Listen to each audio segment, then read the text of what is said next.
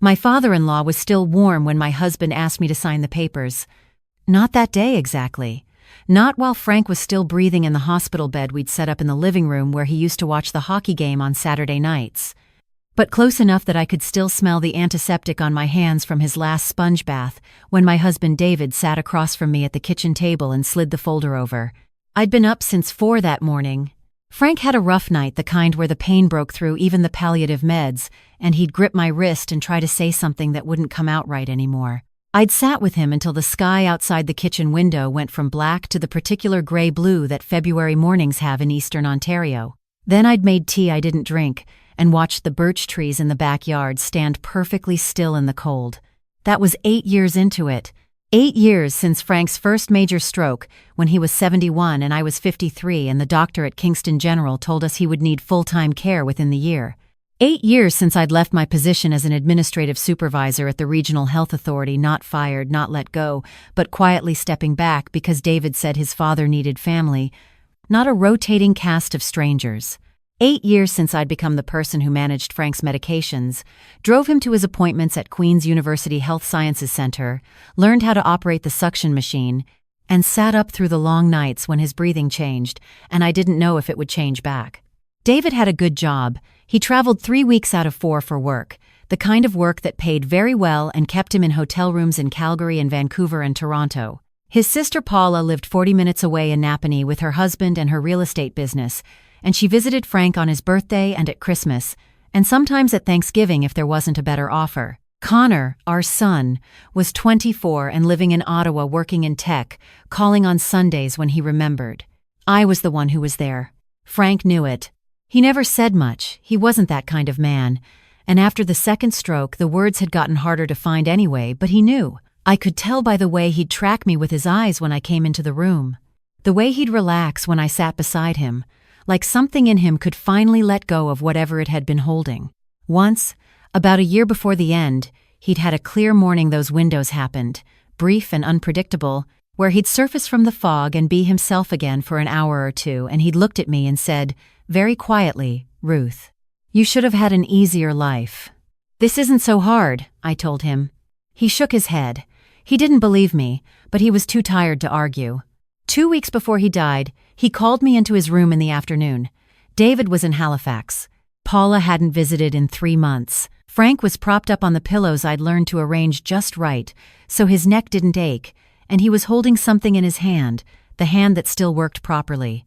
His old signet ring gold, worn smooth, a small crest I'd never been able to make out clearly, but he'd taken it off. He held it out to me. "I don't need this anymore," he said. His voice was thin by then, like paper held up to light. "You keep it. Frank, that's yours. That's been on your hand since before I knew you. There's something inside it," he said. "Take it to Howell and Associates on Princess Street. Ask for Margaret. Tell her I sent you, but don't go until after." He paused. "After I'm gone. And don't tell David you have it." I looked at him for a long time. He looked back at me with those clear gray eyes that had always been the sharpest thing about him, even when everything else was fading. "Why?" I asked. "Because my son is not the man I raised him to be," he said. "And I knew it too late, and I'm sorry for that. This is what I can still do." He pressed the ring into my palm and closed my fingers around it. Then he lay back and closed his eyes, and that was the last real conversation we ever had. He died 11 days later on a Thursday morning, just as the light was coming up. I was holding his hand. David was on a flight from Calgary and didn't make it in time. Paula sent flowers to the funeral home. I came home from the burial to find 3 cars in the driveway. It had been raining all morning, that heavy, slushy March rain that can't decide if it wants to be snow, and my black coat was soaked through by the time I walked up the front steps. I could see through the window that the lights were on in the living room, the lights I'd turned off when we left for the service, because I always turn off lights when I leave a room, 8 years of habit, and there were voices. David was sitting in the armchair by the fireplace, the armchair that had been Frank's, that no one had sat in since Frank got too unsteady to lower himself into it safely. Paula was on the couch with a folder on her lap and her reading glasses on, the ones she only wears when she means business. Connor was at the dining table with his hands flat on the wood and his eyes somewhere near the floor. There was a man I didn't know sitting in the chair by the window with a briefcase open on his knees. "Can I take off my coat?" I asked. David said, "Sit down, Ruth." "Not hello? Not how are you holding up? Not thank you for standing at that graveside in the rain and thinking only of him while the rest of us were somewhere else." I sat down on the piano bench. It was the only seat left in my own home. Paula opened the folder. "I found Dad's will," she said.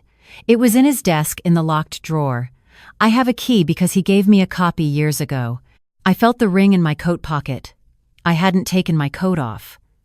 I pressed my hand against it slightly through the wet wool. "The property goes to David," Paula read, and I noticed her voice didn't change when she said it. No hesitation, no regret. "The house, the investment accounts, and the RRSP holdings currently valued at just under $420,000. I looked at David. He was looking at the fireplace. "And for me?" I asked. Paula looked up. $8,000 for your years of dedicated service." The man with the briefcase coughed. "Mrs. Henderson, I'm Richard Soames. I've been retained to walk through the legal process here. Given the terms of the will, and given that the matrimonial home has now transferred to your husband's sole ownership under the estate, David has asked me to explain your options. He would like to arrange a voluntary separation. There are papers to sign that would formalize your departure from the property." I looked at Connor. He was 24 years old and he would not look at me. "What kind of papers?" I said. "A spousal acknowledgement regarding the matrimonial home," Soames said. "Under the Family Law Act, you have an equal possessory right to the home as a married spouse. By signing this acknowledgement, you'd be waiving that right and consenting to a future sale or transfer. It would also initiate separation proceedings." "She should sign tonight," Paula said, "while we're all here." "I'm not signing anything tonight," I said. "Ruth." David's voice was the one I didn't recognize. The cold one. "We haven't been a real marriage in years. You know that." "I know I've been sleeping 5 feet from your father's room for 8 years listening for his breathing on a baby monitor," I said. "I know that." "The will is very clear," Paula said. "I'd like to read it." "I just read it to you." "I'd like to read it myself." She looked at David. David looked at Soames. Something passed between them that I caught and filed away without showing anything on my face. 8 years of caregiving teaches you to not show everything on your face. You learn to assess. You learn to go still and wait. "We can give you until Sunday," Soames said, "to review, to make arrangements." 4 days, from Thursday to Sunday. I thought about that. "Fine," I said. "I'll be in touch." I went upstairs. I did not cry. I sat on the edge of the bed that had been mine and David's for 26 years, and I looked at the ring in my palm, and I thought about Frank's face when he pressed it into my hand, and I thought very carefully about what I was going to do next. I called my sister in Guelph that night. She said I could come. I drove the 3.5 hours in the dark with a suitcase and the ring and the photo album I'd taken off the shelf in the front hall, the one with pictures of Frank and his late wife when they were young, standing in front of a lake I never learned the name of, squinting into the summer sun. I did not sign the papers that weekend. On Monday morning I put on my good coat, the dry one, and I drove back to Kingston. I parked on Princess Street, and I found Howell and Associates on the second floor above a bookshop, the kind of office that smells like old paper and wood polish and something that might be tea. The woman at the desk had silver hair and reading glasses on a chain, and she looked at me when I walked in as though she'd been expecting someone who was not quite sure they'd come to the right place. "I'm here to see Margaret Howell," I said. "Frank Henderson sent me." She didn't answer right away. Then she smiled, and it was the kind of smile that holds something in reserve. "I know," she said. "He called me last month and told me you'd come. He said it might take you a little while to decide." Her office was small and warm, with a window overlooking the street and a spider plant on the sill that had been there long enough to send down a dozen runners.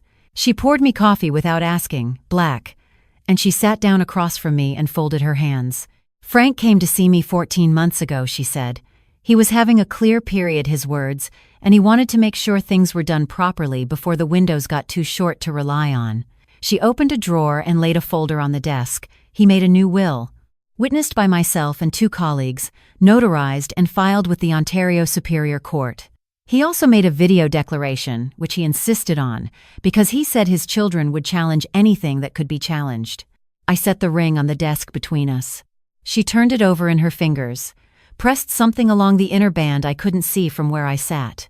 A small seam opened on the inside of the ring, a flat compartment, barely there, fitted against the gold, and inside it was a folded slip of paper no bigger than a fortune from a fortune cookie, with 2 words written in Frank's handwriting and a number. "Trust Margaret. He was very thorough," she said. She read me the real will. The house was mine. Not David's, mine, with my name written in full, Ruth Ann Henderson née Calloway, the house at 14 Lakeshore Road, Kingston, Ontario. The investment accounts, the RRSP's total value at the time of drafting $392,000 in Canadian funds were to come to me, with the provision that David and Paula each receive $40,000, conditional on not contesting the will. Connor received a trust of $80,000, accessible at age 25, which was 14 months away. There was a no contest clause. If anyone challenged the will, they received nothing at all. "The document they showed you," I said. "The will Paula claims to have found in Frank's desk." "A forgery," Margaret said simply. Frank anticipated this possibility. He removed all prior drafts from his home before he became fully bedridden. He kept no copy of any will in the house. Whatever Paula found in that desk drawer, Frank didn't put it there. I sat with that for a moment. The spider plant sent its runners down the window. Outside, a city bus went by. "Forgery is a criminal offense," Margaret said, "under the Criminal Code of Canada, as is fraud. As, depending on what can be proven about the circumstances under which those papers were prepared, is elder exploitation." Frank had capacity issues. If someone took advantage of that fact, or falsely claimed it existed when it didn't, to gain access to his assets, those are serious matters. "My son was in that room," I said. "I know," Frank told me. "He was worried about Connor." She paused. "Frank said Connor is young, and that young people believe what their fathers tell them, because that's what children do. He said he hoped that wouldn't cost Connor everything." I thought about Connor's hands flat on the dining table, the way he wouldn't look at me. He had David's eyes and Frank's jaw, and at 24, he still couldn't quite sit still in a room where he felt guilty. He just went somewhere else inside himself and waited for it to be over. He wasn't the one who made the fake will. I knew that the way you know things about your children that you couldn't explain to anyone else. Margaret filed the real will with the court the next morning. The notification letters went out by registered mail that afternoon to David, to Paula, to Connor, and to Mr. Tayminster to the 17. Richard Soames, who's licensed to practice law in Ontario, Margaret informed me she had already flagged for review with the Law Society, given that he had been present for and appeared to be facilitating the use of a fraudulent document. I was back at my sister's when my phone started ringing. David first, then Paula, then David again. I didn't answer. Then Connor, and I picked up. "Mom." His voice was 24 years old and frightened. "Mom, what's happening? There's a letter here from a lawyer saying it says Granddad's real will." "Did you know the one your father showed you was fake?" I asked. Silence. "Connor." "No," he said. "No, I swear. Dad said he found it. He said it was the one Granddad had always meant to file officially. He said it had been in the family for years." His voice broke. "I thought you were upset about losing Granddad. I thought you'd misunderstood what he wanted. I didn't think Dad would." "Did you visit your grandfather in the last 8 months of his life?" I said quietly. Longer silence. "3 times, he said finally. "I came 3 times. "And before that?" "Mom." "Your grandfather asked for you," I said. "Not every day. He knew you were busy. He was never a demanding man. But there were nights he'd ask me if I'd heard from you, and I'd say yes, of course. You'd texted last week, even when you hadn't. I covered for you. I covered for your father and your aunt too, because I didn't want him to die knowing his family had stopped showing up." The line was very quiet. "I know that's something you're going to have to live with," I said. "I'm not saying it to hurt you. I'm saying it because you should know what was real." "I'm sorry," he whispered. "I'm so sorry." "Your grandfather left you money," I said. $80,000. You'll have it at 25. He wanted you to have it. That doesn't change." "What happens to Dad?" he asked. The OPP, the Ontario Provincial Police, came to the house on Lakeshore Road on a Thursday morning, which was exactly 2 weeks after the burial. I know because I drove back to Kingston that day. Not to watch. I just wanted to be in the neighborhood, to walk along the waterfront in the cold and breathe the lake air, and know that the house was still there, still standing, that it had been Frank's and was going to be mine, that all of it was real. I was sitting on a bench near the water with a Tim Hortons coffee going cold in my hand when my phone buzzed with Margaret's message. Done. Both of them. Go home. I sat there another few minutes watching the ice move on Lake Ontario.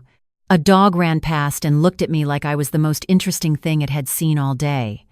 I drank the cold coffee. Then I walked back up the hill to my house. It took the better part of 3 months for the court process to move through. David and Paula had retained their own lawyers, but the moment those lawyers reviewed the evidence Margaret had assembled, Frank's notarized will, the video declaration, the documentation showing the desk drawer had been accessed, and a document inserted after Frank was incapacitated and unable to monitor his own belongings, they had a conversation with their clients about the inadvisability of proceeding.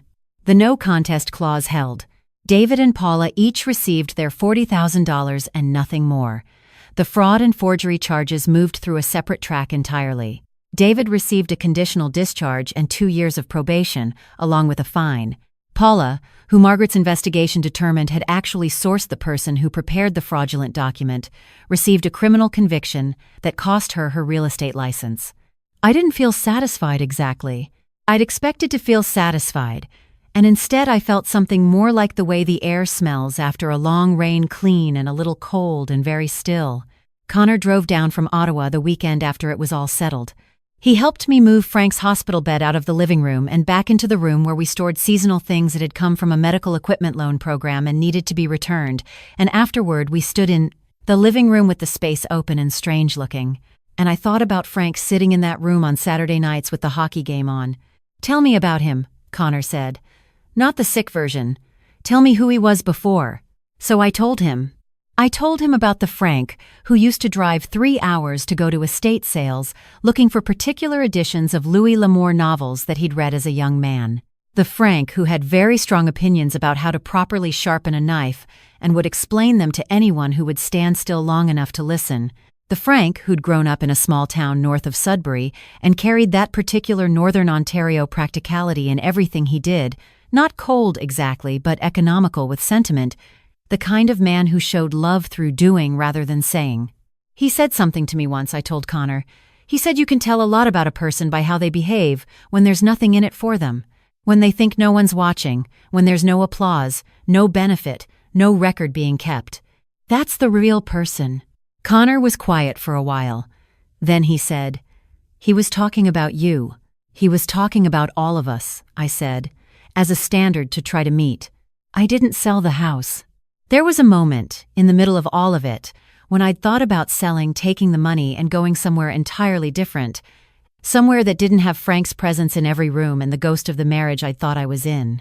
But then I thought about the birch trees in the backyard, and the way the light comes off Lake Ontario on a clear morning, and I thought about Frank sitting in the yard in his wheelchair on the days when he felt well enough, face turned toward the water with his eyes closed, absolutely still, and I thought, this place is mine now. Legitimately and completely mine, and there's no reason to let anything drive me out of it. I did change things. I repainted the bedroom, a color that was entirely my own choice.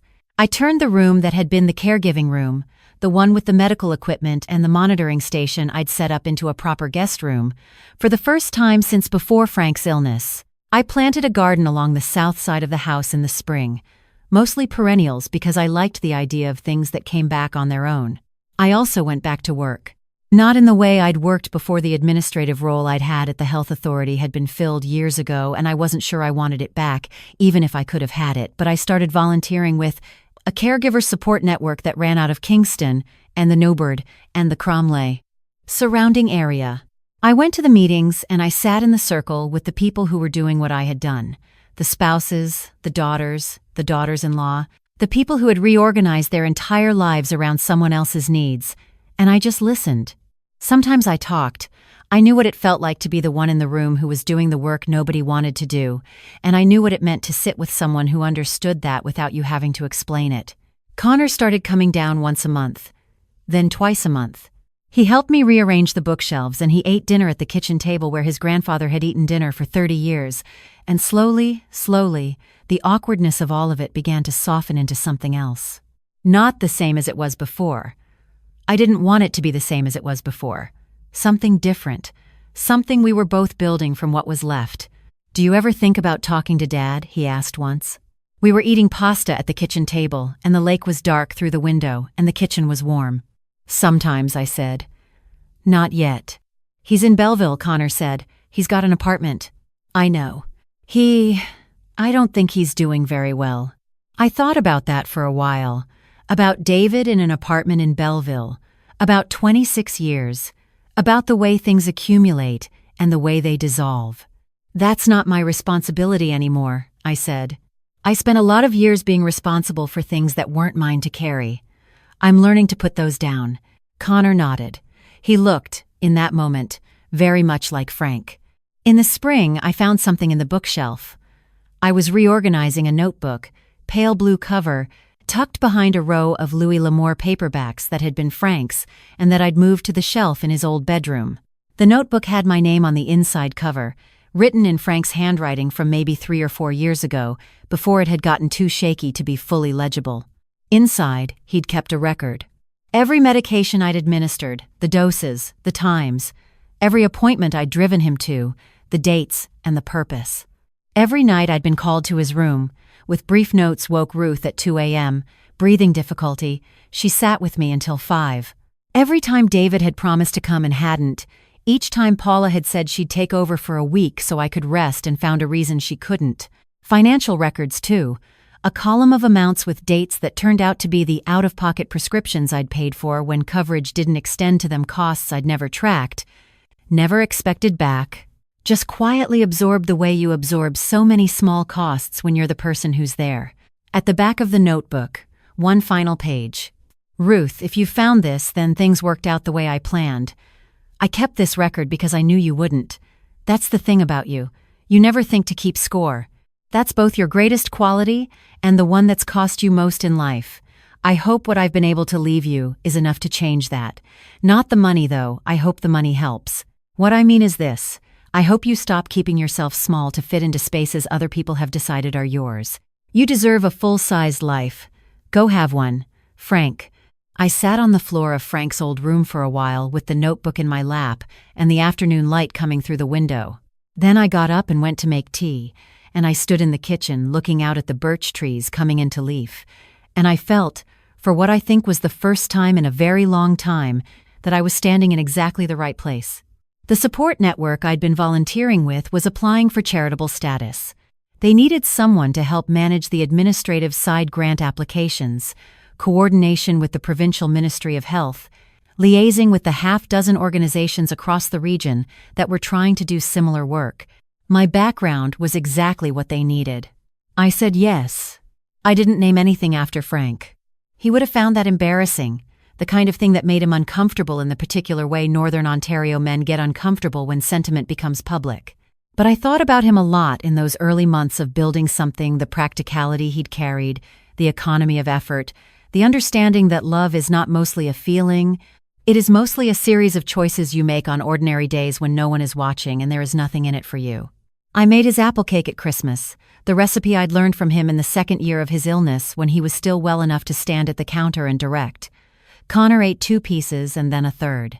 The kitchen smelled like cinnamon and the wood smoke from the fireplace, and something I couldn't quite name that I've decided is just what home smells like when you finally know it belongs to you. I found a note from Granddad, I told Connor that evening. In an old notebook. What did it say? That I should go have a full-sized life. He looked at me across the kitchen table, this son of mine who was learning, slowly and imperfectly, what it meant to show up. "Are you?" he asked. I thought about the garden coming in along the south wall, the meetings on Tuesday evenings, the notebook on the shelf, the ring on my finger. I'd had it resized, because Frank had wanted me to have it, and it seemed right to wear it. "Working on it," I said. He smiled. It was Frank's smile, the one I'd thought was lost. Outside, the lake was still. The birch trees stood in the dark. The house held us both without effort, the way good houses do, not because they're walls and windows and a certain number of square feet, but because of everything that's happened inside them and what it all finally turned out to mean.